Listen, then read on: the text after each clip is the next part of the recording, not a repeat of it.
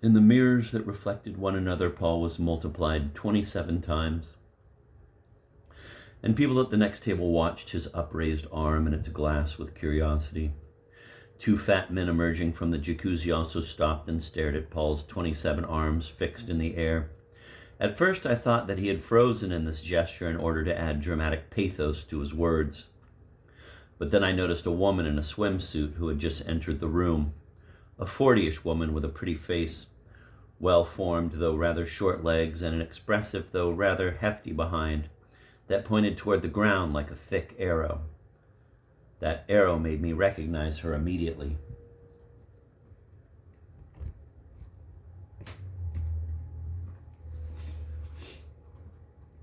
She didn't see us at first and walked straight toward the pool, but our eyes were fixed on her with such intensity that they at last attracted her gaze toward us. She blushed. It is a beautiful thing when a woman blushes. At that instant, her body no longer belongs to her. She doesn't control it. She is at its mercy. Oh, can there be anything more beautiful than the sight of a woman violated by her own body? I began to understand Avenarius's weakness for Laura. I turned my eyes toward him. His face remained perfectly immobile. This self-control seemed to betray him even more than Laura was betrayed by her blushing. She collected herself, smiled sociably, and approached our table. We rose, and Paul introduced us to his wife. I kept on watching Avenarius. Was he aware that Laura was Paul's wife? I didn't think so. But I wasn't certain, and in fact I wasn't certain of anything. As he shook Laura's hand, he bowed as if seeing her for the first time in his life. Laura took her leave, a bit too quickly I thought, and jumped into the pool. All of Paul's euphoria suddenly left him. I'm glad that you've met her, he said with melancholy. She is, as they say, the woman of my life. I should congratulate myself. Life is short, and most people never find the woman of their life. The waiter brought another bottle, opened it in front of us, and filled all the glasses, and Paul again lost his thread. You were talking about the woman of your life, I prompted after the waiter had gone. Yes, he said. We have a little girl, 3 months old. I also have a daughter from my first marriage. A year ago, she left home without saying goodbye. I was unhappy because I am very fond of her.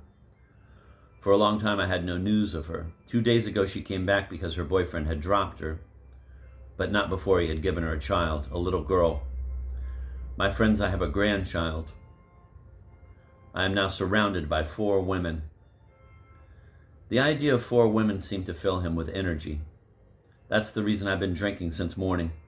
I drink to the reunion. I drink to the health of my daughter and my granddaughter. Below us in the pool, Laura was splashing along with 2 other swimmers, and Paul smiled. It was a peculiar, tired smile which made me feel sorry for him. It seemed to me that he had suddenly grown older. His mighty shock of gray hair had suddenly turned into the coiffure of an old lady. As if he wished to counter an attack of weakness by exerting his willpower, he rose once again, glass in hand. In the meantime, we could hear from below the sound of arms striking the water. Keeping her head above the water, Laura swam the crawl, clumsily but all the more passionately and with a sort of anger. It seemed to me that each stroke was falling on Paul's head like successive years. His face was visibly aging before our eyes. Already he was 70, and a moment later 80, and still he stood there holding his glass in front of him, as if he wished to stop the avalanche of years hurtling toward him. I recall a famous phrase from my youth, he said, in a voice that suddenly lost all its resonance. Woman is the future of man. Who actually said that? I forget. Lenin? Kennedy? No, it was some poet. Aragon, I prompted.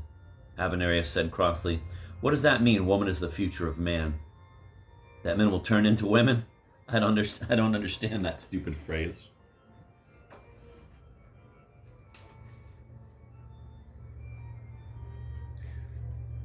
It's not a stupid phrase, it's a poetic phrase, Paul protested. Literature will die out, and stupid poetic phrases will remain to drift over the world, I remarked.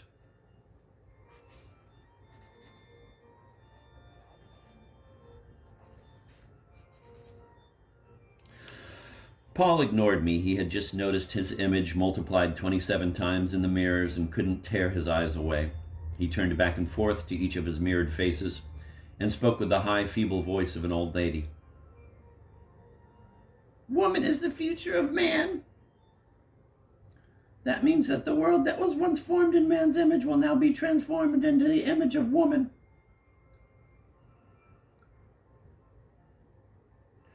The more technical and mechanical, cold and metallic it becomes, the more it will need the kind of warmth that only the woman can give it.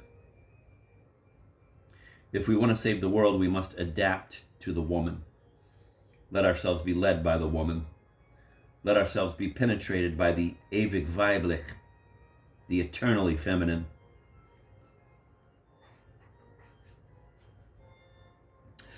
As if these prophetic words had completely exhausted him, Paul was suddenly older by another 10 years. He was a weak, completely enfeebled old man, between 120 and 150 years old. He was not even able to hold his glass. He crumpled into his chair. Then he said sincerely and sadly, "She came back without a word, and she hates Laura, and Laura hates her. Maternity has made both of them more pugnacious." Once again, Mahler blares from one room and Rock from the other. Once again, they want me to take sides. Once again, they're giving me ultimatums. They have started to fight, and once women start to fight, they don't stop. Then, with a confidential air, he leaned toward us. Don't take me seriously, friends. What I am about to tell you is not true. He lowered his voice, as if he were about to impart a great secret. It has been extremely lucky that up to now wars have been fought only by men. If they had been fought by women, they would have been so consistently cruel that today there wouldn't be a single human being left on the planet. And as if he wanted us to forget immediately what he had just said, he pounded the table with his fist and raised his voice. Friends, I wish music would cease to exist.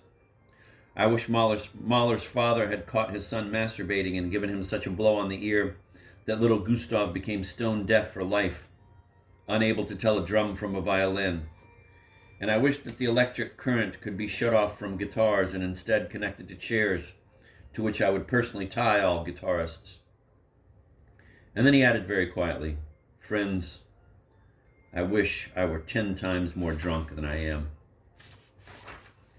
He sat at the table, crestfallen, and it was so sad that we couldn't bear watching him any longer. We rose, clustered around him, and patted him on the back. And as we were patting him, we suddenly noticed that his wife had climbed out of the water and strode right past us toward the exit. She pretended we didn't exist. Was she so angry with Paul that she didn't even want to see his face, or was she embarrassed by the unexpected meeting with Avenarius?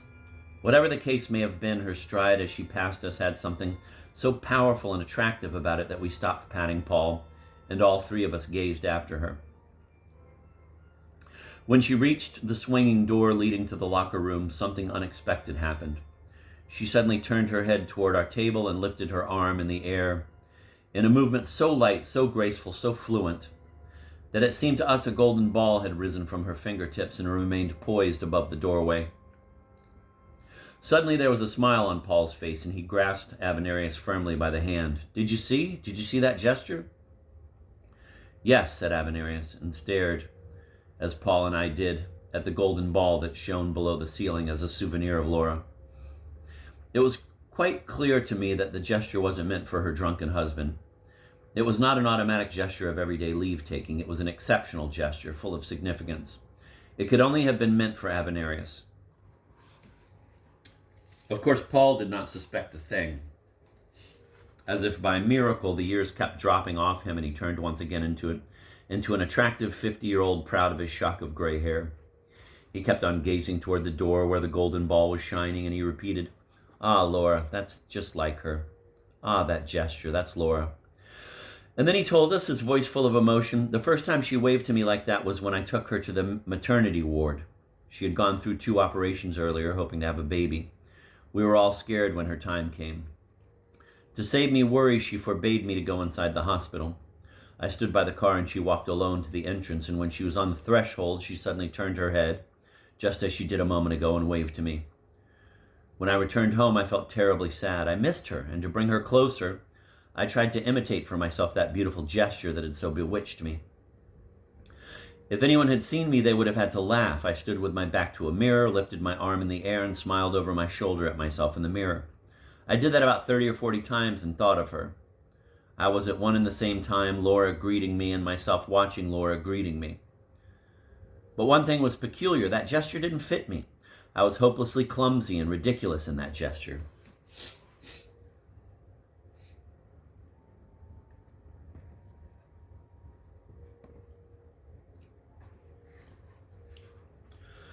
He rose and stood with his back to us. Then he lifted his arm in the air and looked at us over his shoulder. Yes, he was right. He was comical. We laughed. Our laughter encouraged him to repeat the gesture a few more times. It was more and more comical. Then he said, "You know, it's not a man's gesture, it's a woman's gesture. By this gesture, a woman invites us. Come, follow me. And you don't know where she is inviting you to go, and she doesn't know either. But she invites you in the conviction that it's worth going where she is inviting you." That's why I tell you, either woman will become man's future or mankind will perish, because only woman is capable of nourishing within her an unsubstantiated hope and inviting us to a doubtful future, which we would have long ceased to believe in were it not for women. All my life I've been willing to follow their voice, even though that voice is mad, and whatever else I may be, I am not a madman. But nothing is more beautiful than when someone who isn't mad goes into the unknown, led by a mad voice. And once again he solemnly repeated a German sentence. Das ewig weiblich seit uns heinen. The eternal feminine draws us on. Goethe's verse, like a proud white goose, flapped its wings beneath the vault of the swimming pool, and Paul, reflected in the triple mirrors, walked to the swinging doors where the golden ball was still shining. It was the first time I had ever seen him sincerely cheerful. He took a few steps, turned his head over his shoulder toward us, and lifted his arm in the air. He laughed. He turned once more, and once again he waved. Then, for the last time, he performed for us that clumsy male imitation of a beautiful female gesture and disappeared through the doorway.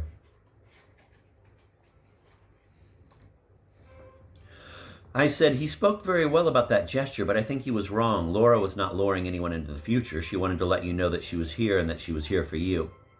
Avenarius was silent, his face blank. I said reproachfully, "Don't you feel sorry for him?" "I do," said Avenarius. "I genuinely like him. He is intelligent, he is witty, he is complicated, he is sad, and especially, he helped me. Let's not forget that." Then he leaned toward me as if he didn't want to leave my tacit reproach unanswered. "I told you about my proposal to offer the public a choice. Who would like to sleep secretly with Rita Hayworth and Greta Garbo, and who would rather show himself with her in public? The results are quite clear in advance. Everyone, including the worst wretches, would maintain that they would rather sleep with her, because all of them would want to appear to themselves, to their wives, and even to the bald official conducting the poll as hedonists. This, however, is a self-delusion. Their comedy act. Nowadays, hedonists no longer exist." He pronounced the last sentence with great emphasis and then added with a smile, "Except for me." And he went on, "No matter what they say, if they had a real choice to make, all of them, I repeat, all of them would prefer to stroll with her down the avenue, because all of them are eager for admiration and not for pleasure, for appearance and not for reality. Reality no longer means anything to anyone. To anyone. To my lawyer, it means nothing at all.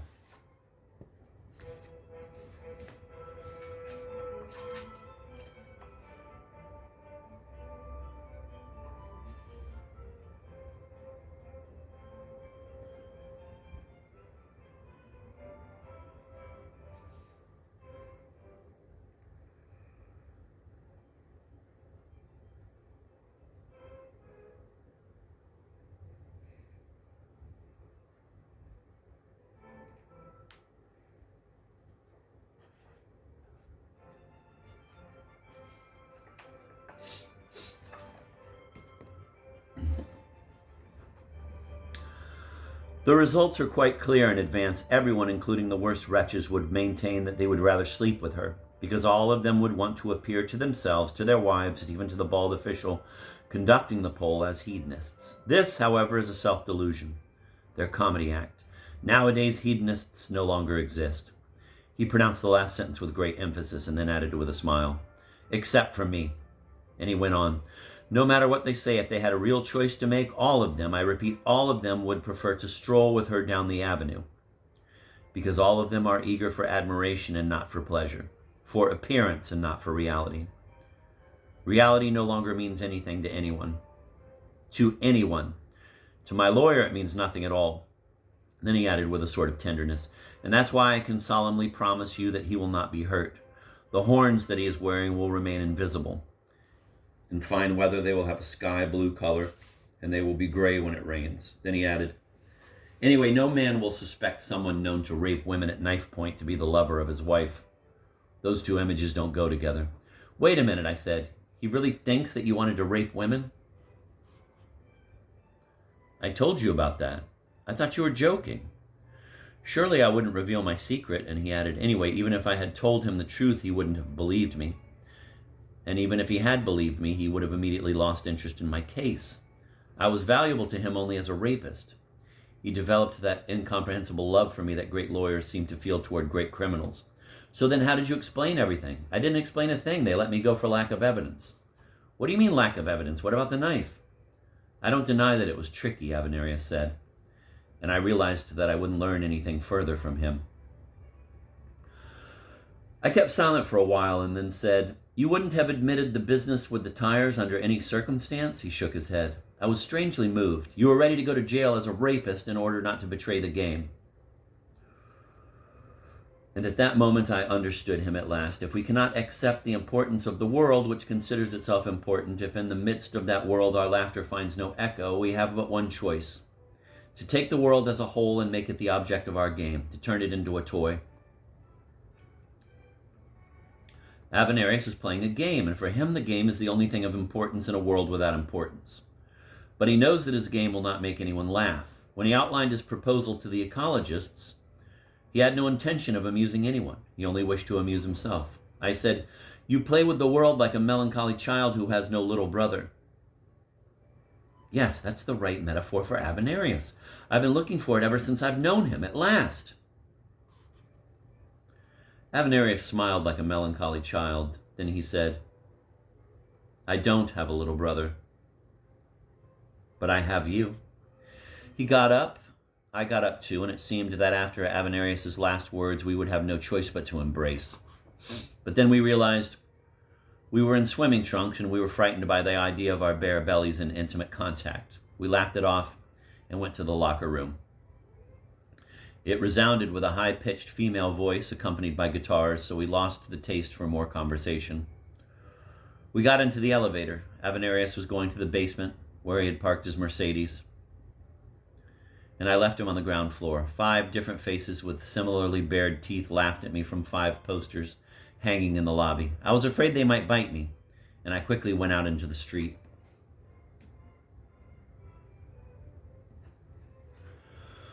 The roadway was filled with cars honking incessantly. Motorcycles drove up on the sidewalk and snaked their way between pedestrians. I thought of Agnes. It was precisely 2 years ago that I had first imagined her, while reclining in a deck chair upstairs in the health club, waiting for Avenarius. That was the reason why today I had ordered a bottle of wine. I had finished the novel, and I wanted to celebrate it in the place where the first idea for it was born.